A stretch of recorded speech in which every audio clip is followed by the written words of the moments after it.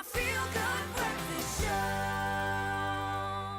Welcome back. It is your feel-good breakfast show Espresso on SABC3. Now, the old saying goes that a healthy body houses a healthy mind. But the secret to getting a healthy body is first watching what you take in. So we've sought the advice of Kelly Schreuder, who's a dietitian and expert on nutrition, to help us find foods that will help us boost our immune system, especially now with the change of the seasons.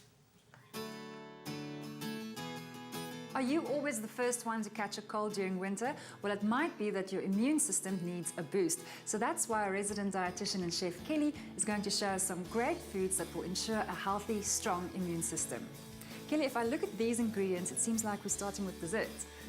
I'm making a Brazil nut crumble, which can be dessert, it can be breakfast, it's just a healthy treat. What makes this dish an immune booster?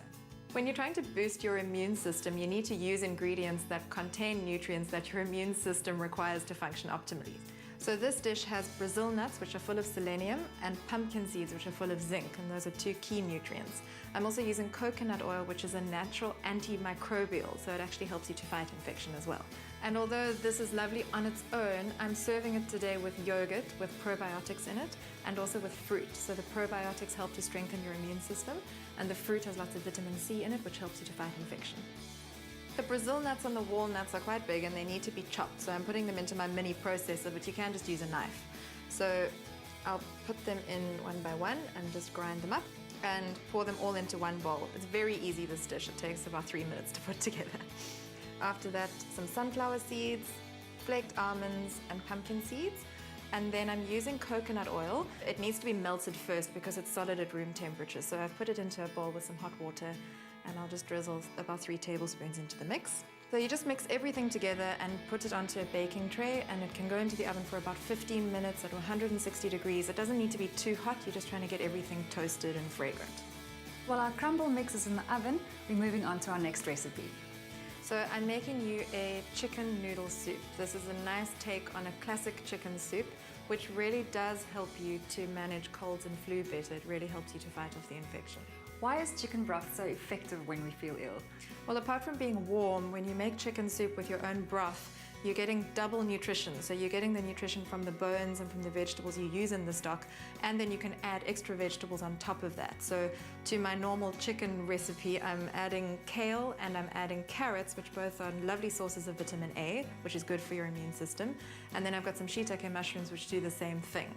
And then I'm adding some chili and ginger. It makes it warm and it helps to loosen mucus, and it really does. It sounds terrible, but it's really good for you. Is it better to prepare your own broth, or can you buy a ready-made pack at the shop? Using shop-bought stock is not ideal because if you're using the cubes or the powders, they're often just flavors and you're not getting the actual nutrition from the broth.